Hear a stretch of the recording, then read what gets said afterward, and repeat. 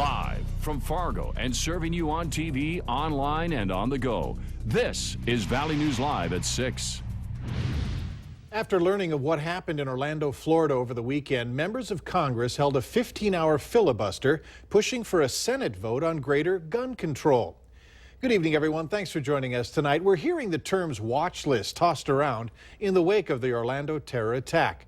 The shooter, Omar Mateen, pledged allegiance to ISIS before opening fire and was investigated by federal authorities, put on a terror watch, and then removed. So how do you get placed on one of these watch lists, and what's the purpose? Valley News Team's Bradford Eric has our investigation. There could be more than a dozen government watch lists out there, including the no-fly list, most wanted list, and terrorist exclusion list. Are you on a government watch list? No, not that I know of. Does it concern you that you might be on one, but you don't know? Well, I fly a lot, so I guess I would know by now if I was.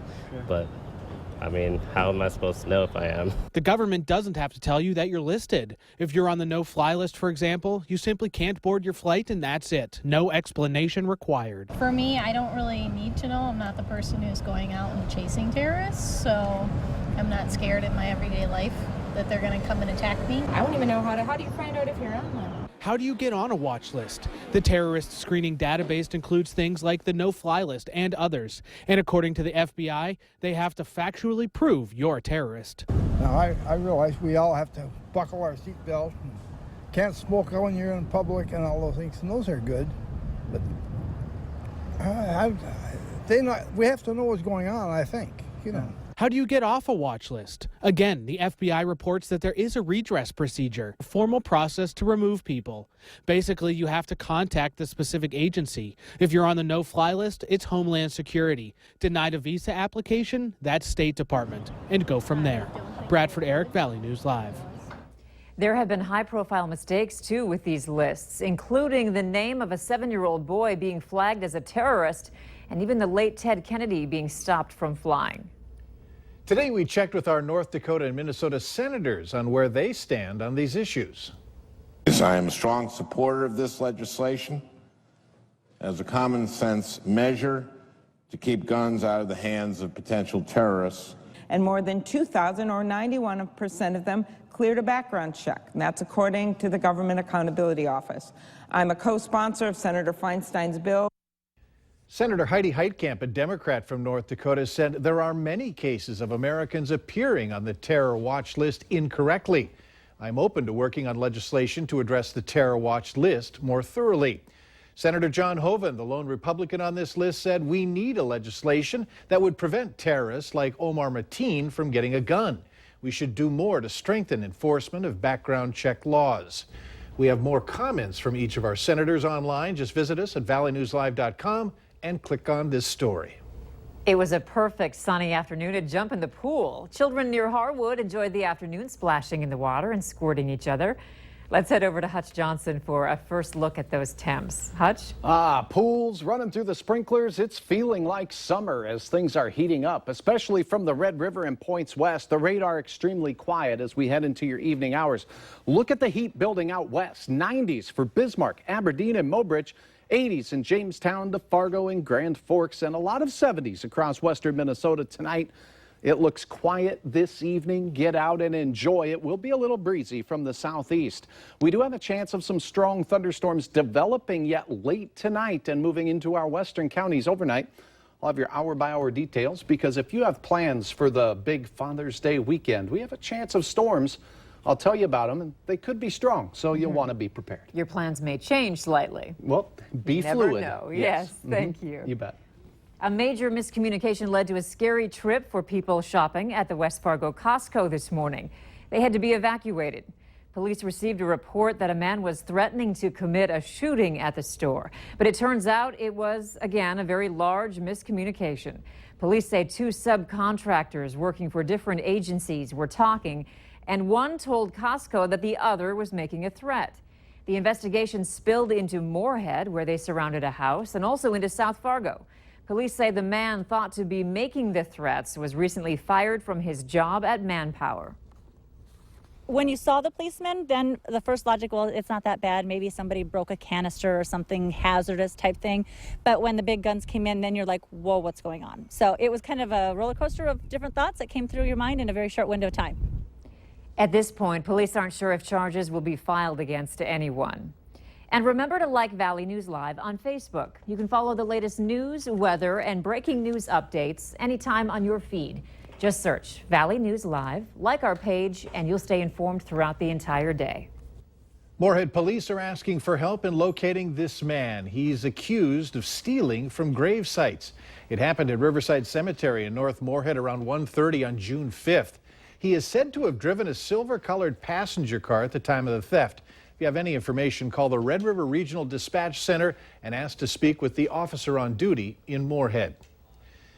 Take a look at this. It's dash cam video from the Minnesota State Patrol showing a near head-on crash near Detroit Lakes. Now a closer look shows a trooper on the side of the road at a traffic stop, and off to the left you can see a white car almost hit the red car head-on. An elderly male was driving the white vehicle. He just turned from a 4-lane highway onto this 2-lane road and drove into oncoming traffic. He was cited for failure to keep right and for being over the center line. Minnesota State Patrol says this close call is a great reminder why giving the road your full attention is so important.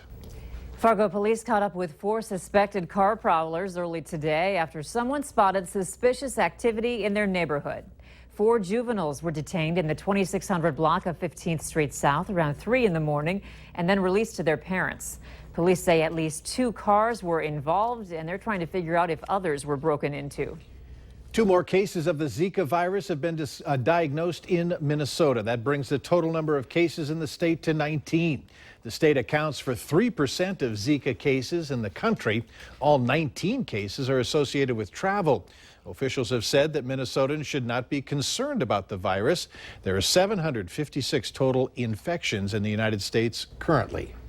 It's the 3rd Thursday of June, but it's the first time for cruising in West Fargo this summer. It's an annual tradition. Classic cars and food vendors are lining Cheyenne Street from Main Avenue to 7th Avenue West until 9 p.m. Valley News Team's Ashley Bishop joins us live with more on how the traffic is flowing out there. Ashley? That's right, Mike and Andrea. We're at Main Avenue and Cheyenne Street where the car cruise starts. You can see that just behind me here. And traffic is slow going. It was much slower at the 5 o'clock hour where West Fargo Police was out here trying to direct it. And why is it slow going? Well, it's due to construction. The road construction here on Main Avenue and at the intersection of Cheyenne and Main Avenue has created a 3-way stop. So officers did come out and try to get people to keep going, ignoring the stop sign there, to get the traffic down because it was bumper to bumper all the way back to 9th Street East. Now, if officers did talk to me, the chief, West Fargo chief, told me he wants people to avoid this area if you can, if you're not coming to the car cruise, and he suggests people using 13th Ave or I-94. Now, we have a map. We can show you the best routes there. And like I said, he suggests 13th Avenue and I-94 if you're traveling east or west. And if you got to go north or south, they encourage people to use 9th Street East. Now, you can also use Cheyenne, but remember, you got to go slow because there are people walking the road looking at the car cruise. Now, organizers say if you plan to come tonight, drive cautiously and leave a little bit early so you can get on time. In West Fargo, Ashley Bishop, Valley News Live. It's a great event. Thank you, Ashley. Cruise Night continues once a month, and it'll be held the 3rd Thursday in July, August, and September. The Grand Forks Police Department is holding its annual Abandoned and Unclaimed Property Auction. That means about 50 vehicles, more than 100 bikes, tools, and campers, and other items will be sold this Saturday at the Police Impound Lot in Grand Forks. The gates open at 9 in the morning and the sale starts at 10. All property must be settled for before it can be taken, and it has to be removed within 5 days. Joe Mauer, of course, is a name tied to Minnesota Twins baseball. Later on Valley News Live at 6, he'll have to share the spotlight tomorrow when he hooks up with another Mauer. And great weather to play ball tonight. Summer-like temperatures across the valley. As the heat builds, our storm chances increase. I'll have the latest in a stormy weekend ahead coming up next.